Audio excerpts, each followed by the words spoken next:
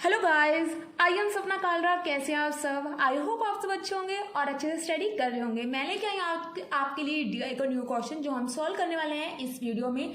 Guys, एक video में already upload कर चुकी हूँ जिसमें हम बेसिक चीज़ें बता चुकी हूँ कि डीआई होता कैसे और किस एग्जाम के लिए इंपॉर्टेंट होने वाला है और कैसे क्वेश्चन आपसे पूछे जाते हैं। अगर आपने वो वीडियो नहीं देखी है तो आप वो वीडियो जरूर देखना, जिससे आपको कंसेप्ट समझ आएगा और किस एग्जाम के लिए किस लेवल की डीआई आती है वो भी उसमें समझ आ जाएगा। अब मैं आपको बताने वाली हूँ, जैसे कि मेरा मेन टारगेट रहेगा यूजीसी नेट या फिर जो क्लर्क वगैरह के एग्जाम होते हैं, मेनली जो प्री एग्जाम है उसको लेके मैं ये वीडियो बना रही हूँ। अब डीआई का क्वेश्चन अगर हम यूजीसी की बात करें तो 5 क्वेश्चन आते हैं आपके और 2 मार्क्स ईच, तो मतलब कि 10 मार्क्स आपके कंफर्म हो जाएंगे इस वीडियो देखने के बाद? नो, नहीं होंगे। कैसे होंगे फिर? गाइस, अगर आपके डीआई में आपको दिक्कत होती है सोल्व करने में या आपके जल्दी नहीं निकलते हैं, टाइम लग जाता है, तो उस चीज़ के लिए ये वीडियो आपके लिए हेल्पफुल रहेगी। हेल्पफुल कैसे रहेगी? आप एक चीज़ फॉलो कर सकते हैं। आपको क्या करना होगा, सबसे पहले इस वीडियो को पॉज करो, ठीक है, और इस क्वेश्चन को खुद से सोल्व करने की कोशिश करो। आपसे क्वेश्चन सोल्व होता है नहीं होता, चाहे कितनी ही देर लगती है, हो सकता है आपको फर्स्ट डे आपको 10 मिनट लग जाए, 15 मिनट लग जाए, लेकिन आपको खुद से सोल्व करना है और मतलब कि फुल ट्राई करना है। और उसके साथ क्या करना होगा, ऊपर आपने क्या लिखना है, टाइमिंग नोट कर लेनी है कि आपको कितने मिनट लग रहे हैं, बैठ के सोल्व करना है, आराम से टाइमिंग नोट कर लेनी है। ओके, अब टाइमिंग नोट करोगे तो आपको समझ आ जाएगा कि आपको कितनी देर लगी और आपने क्या मेथड अडॉप्ट किया है, आपका माइंड कैसे वर्क किया है। उसके बाद आपको इस वीडियो में देखना है, जैसे मैं बताऊंगी आपको देखना है कि मैं कैसे सोल्व कर रही हूँ इस क्वेश्चन को। उसके बाद आपको डिफरेंस समझ आएगा कि आप वो किस तरीके से कर रहे थे और ये मैं किस तरीके से कर रही हूँ, या फिर कोई और भी मेथड आपके माइंड में आ सकता है, क्योंकि एक ही क्वेश्चन को सोल्व करने के लिए मतलब कि बहुत सारे मेथड्स हो सकते हैं, ठीक है। आप किसी भी वे से कर सकते हैं, जो मेथड आपको कन्वीनियंट रहेगा, जिसमें आप इजीली सोल्व कर पा रहे हैं, वही आपके लिए बेस्ट मेथड होगा। ओके, तो आपको वहां से मेथड समझ आ पाएगा कि हाँ ये जल्दी हो पा रहा है, आपको जो समझ आ जाएगा वो। उसके बाद आपको वीडियो देखने के बाद वही वीडियो को स्टॉप करके चले नहीं जाना है, आपको अगेन वही क्वेश्चन दोबारा से खुद से सोल्व करना है। स्क्रीनशॉट ले सकते हैं आप, खुद से सोल्व करना है और फिर देखना है कि अब आपको कितना टाइम लग रहा है, क्या आप में कुछ इंप्रूवमेंट दिख रही है या नहीं दिख रही है। अगर आपको फिर भी कुछ डाउट आता है या सोल्व नहीं होता तो आप अगेन वीडियो भी देख सकते हैं, बट आपको इससे क्या होगा, आपको डिफरेंट समझ आएगा। ये चीज गाइस क्या है, चाहे इस बात में मैंने 3 मिनट लगा दिए आपके, लेकिन ये चीज बतानी बहुत जरूरी है, क्योंकि अगर आप खाली सोचें कि वीडियो देखने से चाहे मैं 15 दिन आपको डीआई करा दूं आपकी इंप्रूवमेंट हो जाएगी, नहीं, ऐसा नहीं होगा। होगी कैसे? जो मैंने आपको मेथड बताया वो अडॉप्ट कर सकते हैं। आपको 4 दिन में खुद में डिफरेंस समझ आने लग जाएगा।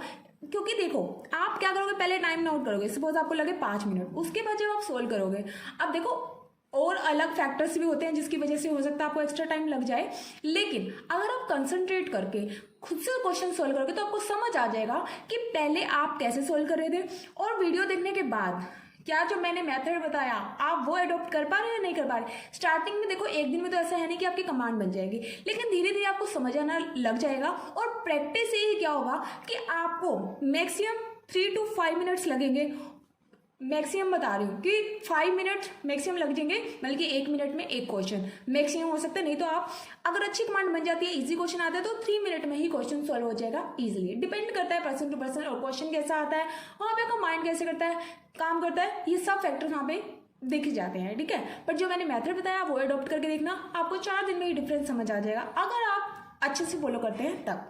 चलते हैं आज के क्वेश्चन पर। ज़्यादा टाइम लग गया, सॉरी, बट एज ये बताना भी जरूरी था ताकि आपको समझ आ पाए कि करना कैसे है। ओके, क्योंकि अगर मान लो आप ऐसे ही भागते जाओ क्वेश्चन, देखो प्रैक्टिस करके आपका वैसे भी सोल्व हो जाएगा डीआई, लेकिन जो चीज मैं आपको बता रही हूँ वो करके देखोगे तो हो सकता है कि जल्दी इंप्रूव कर पाओ आप। ओके, चलते हैं आज के क्वेश्चन पर। देखिए क्या बोल रखा है, study the following bar graph carefully and answer questions 16 to 20 consist of data on export and import. मतलब कि क्या दे रखा है आपको, एक्सपोर्ट दे रखा है, इम्पोर्ट दे रखा है, of IT and electronic industry का ओवर ए पीरियड। देखो अब आप देख सकते हैं यहाँ पे 2004, 5, 6, 7, 8, 9, ये तो आपको दिख रहा है क्या है, ये ईयर्स हैं। अब आपको दिख रहा है जो ये लाइट कलर में है ये क्या है, आपके एक्सपोर्ट्स हैं, और जो यहाँ से देखो देख पा रहे हैं आप डार्क कलर में क्या है, आपका इम्पोर्ट है, मतलब कि ये इम्पोर्ट का डाटा है।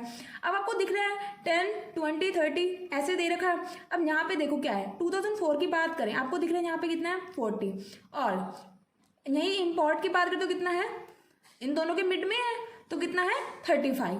ओके, अब देखते हैं क्वेश्चन। डाटा आपको समझ आ गया कि क्या बोल रखा है। अब क्वेश्चन पे चलते हैं। फर्स्ट क्वेश्चन आपको क्या कह रखा है, for how many year the exports are at least 10% higher than the import. सबसे पहले देखो गाइस क्या है तो कैलकुलेशन ही मेन चीज। अगर आपको क्वेश्चन समझ आ जाता है तो इजीली सॉल्व हो जाएगा। ये बोला है कितने सालों में ऐसा हुआ है कि आपके जो एक्सपोर्ट है ना are at least 10% higher than the import, मतलब कि इम्पोर्ट से 10% हायर हो। मतलब एग्जाम्पल वैसे मैं खुद से बताती हूँ आपको। सपोज आपके 100 क्या है इम्पोर्ट है, ठीक है, और एक्सपोर्ट है कितने 110, मतलब कि 10% ज्यादा है। 120 है तो भी क्या है 20% ज्यादा है, तो मतलब कि 10% से ज्यादा हो। ऐसा कितने सालों में हुआ है ये बताना है, ठीक है। अब कैसे सोल्व करेंगे ये देखो, सिंपल फॉर्मूले से करोगे। अगर कोई सीधा मतलब कि बिल्कुल जिसे नहीं पता कि जल्दी कैलकुलेशन कैसे होगी वो कैसे करेगा, वो ये देखेंगे कि इन दोनों का डिफरेंस देखना है और डिवाइड बाय इंपोर्ट करना है, क्योंकि इंपोर्ट का कंपैरिजन देखना है। तो पहले हम देखेंगे कितना डिफरेंस है 5 डिवाइड बाय कितना 3.5 मल्टीप्लाई 100, इसका निकालेंगे। ऐसे ही सारे सालों का निकालेंगे। हो सकता है ऐसे कैलकुलेशन करने में आपकी कैलकुलेशन भी ज़्यादा अच्छी नहीं है तो आपको लग जाएंगे 2 से 4 मिनट एक ही क्वेश्चन में, ठीक है। अगर आप इसे जल्दी सॉल्व करना चाहते हैं तो जल्दी सॉल्व कैसे करेंगे। अब देखो सिंपल सी बात है, जो मैं बता रही हूँ उसको बताने में टाइम लगेगा, लेकिन कैलकुलेशन आप माइंड में ही कर सकोगे। देखना, मैंने देखना है कि इम्पोर्ट का 10% मैं देख लूँ सीधा, ठीक है। अब देखो कितना है 35 का 10% कितना हुआ 3.5, और इन दोनों में डिफरेंस कितना है 5 का, मतलब कि 10% से ज्यादा दिख रहा है मुझे। 3.5 मुझे चाहिए था डिफरेंस, 3.5 से ज्यादा डिफरेंस दिख रहा है मुझे इन दोनों में, 5 का डिफरेंस है, ठीक है। तो 2004 क्या हो गया में ज्यादा है आपका, ठीक है। नेक्स्ट देखूं मैं तो देखो क्या है 60 है, 60 का 10% कितना 6, मतलब कि मुझे 6 से ज्यादा डिफरेंस चाहिए, लेकिन डिफरेंस कितने का दिख रहा है आपको इन दोनों में 60 और 65, 5 का दिख रहा है, तो मतलब कि ये नहीं है। अब नेक्स्ट में देखो तो एक्सपोर्ट हमारे वैसे ही कम है, ठीक है। और अब उससे नेक्स्ट में चलते हैं।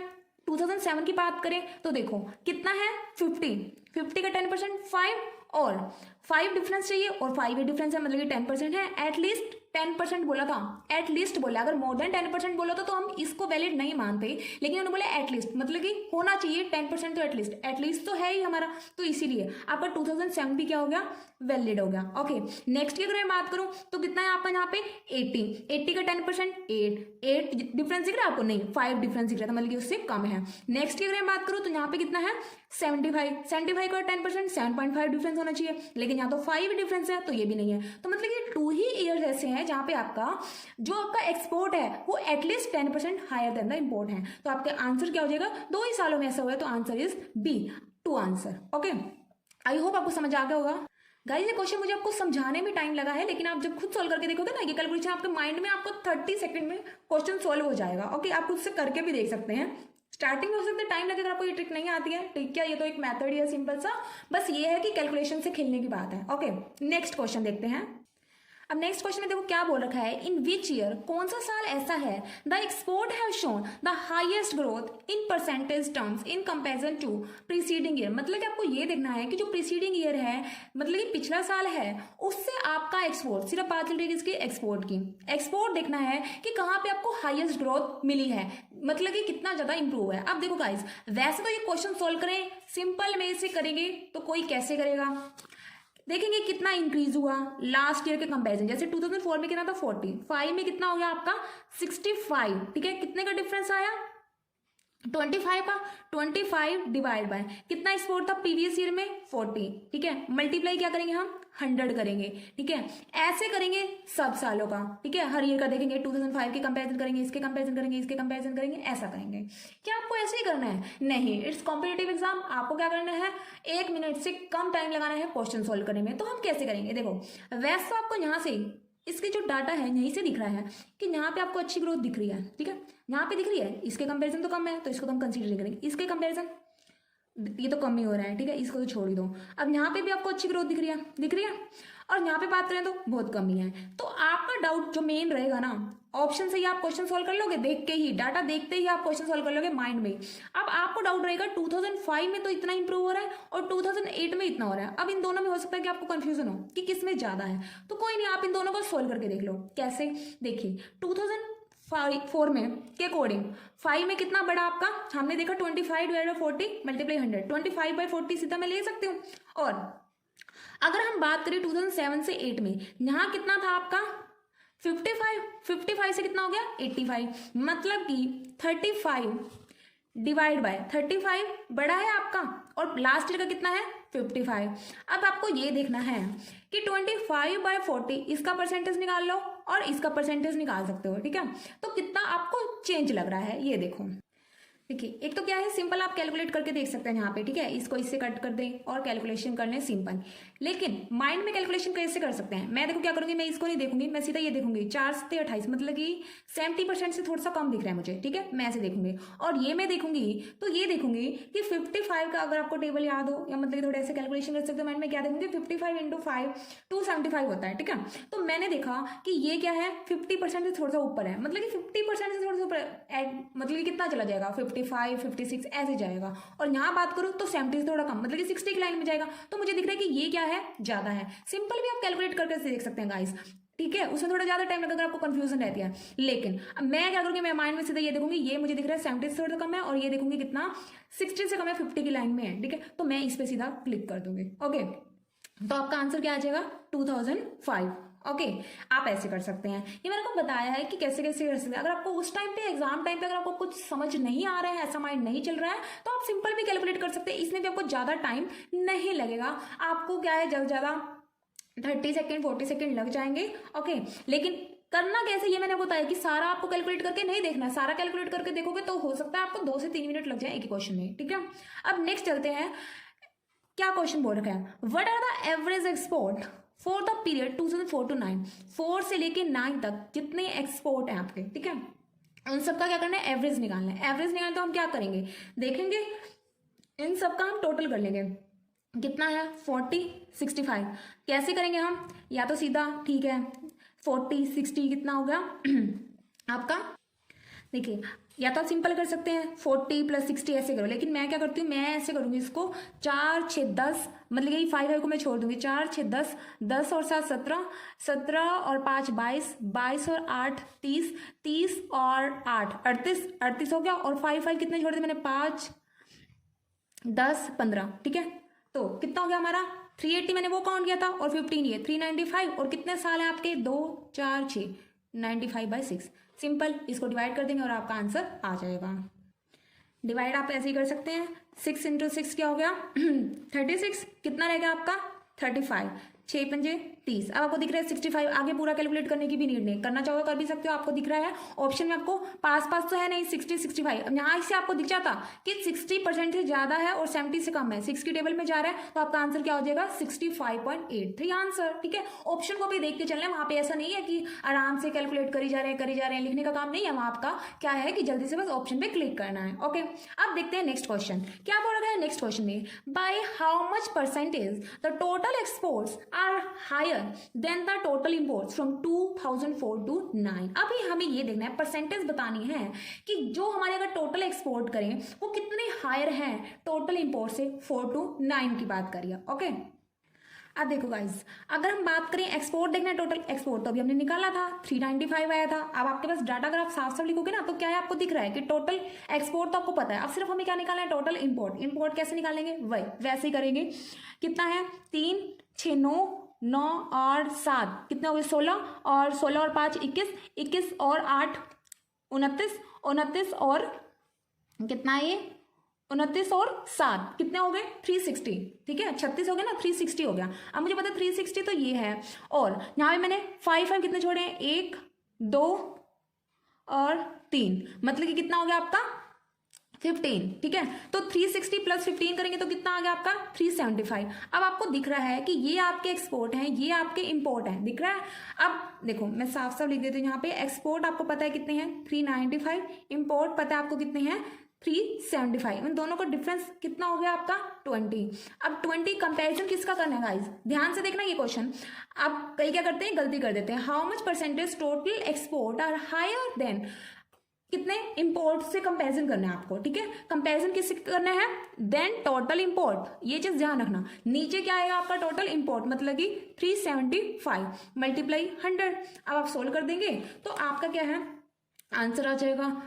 अब इसको क्या करना है, आपको सोल्व कर देना है, 5.33 समथिंग आएगा। ओके, यही आपका दे रखा है, कैलकुलेशन तो आप कर ही लोगे, कैसे 5 से डिवाइड करके, ऐसे अभी तक आपको मेरे ख्याल से कैलकुलेशन करनी आ गई होगी। तो आप सिर्फ इसको कैलकुलेट करना है और आपका आंसर आ जाएगा 5 पॉइंट समथिंग आएगा, वहीं से आपको दीजिएगा। आगे पूरा कैलकुलेट करने की नीड भी नहीं पड़ेगी।